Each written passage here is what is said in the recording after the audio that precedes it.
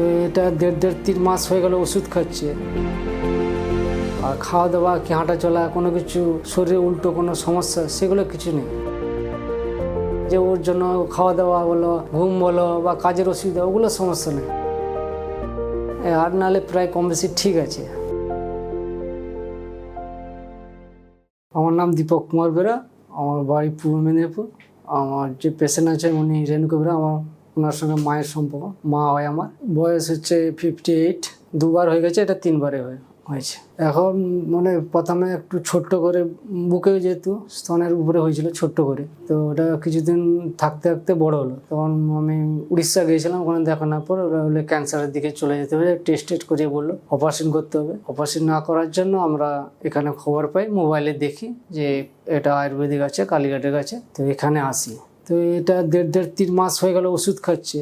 আর খাওয়া দাওয়া কি হাঁটা চলা কোনো কিছু শরীরে উল্টো কোনো সমস্যা সেগুলো কিছু নেই। অসুবিধা হয়েছিল যে এখানে আসার আগেও সে শক্ত মতন ছিল, যে বড় যেরকম ছিল সেরকমই আছে। তো এই যাতে কেমন হয়, আর কোনো অসুবিধা ছিল না। প্রবলেম সেটাই একটা, শরীরে আর কোনো আদার্স সমস্যা নেই, যে ওর জন্য খাওয়া দাওয়া বলো, ঘুম বলো বা কাজের অসুবিধা, ওগুলো সমস্যা নেই। ডক্টর তো স্টেজ বাইরে দেখা কোনো স্টেজ বলেনি, পরীক্ষা করে গেলো রিপোর্ট, ওগুলো বাইরে যখন দেখি, এখানে না বাইরে উড়িষ্যাতে, বলছে অপারেশন করতে হবে। আমরা অপারেশন না করার জন্য এখানে নিয়ে এসেছি।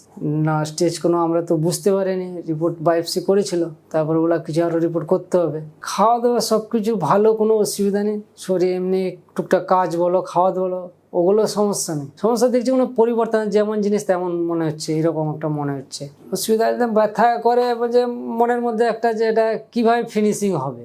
হ্যাঁ, ব্লাড রিপোর্টগুলো নিয়ে এসেছি, ম্যাডাম লিখে দিয়েছিল, সেগুলো নিজের একটু ডিসিশন, কিছু কিছু প্রায় ভালো আছে, একটা কোনটা বাড়া আছে, ইউরিক অ্যাসিডটা সামান্য একটু বাড়া, আর একটা কি বুঝতে পারছি না আমরা।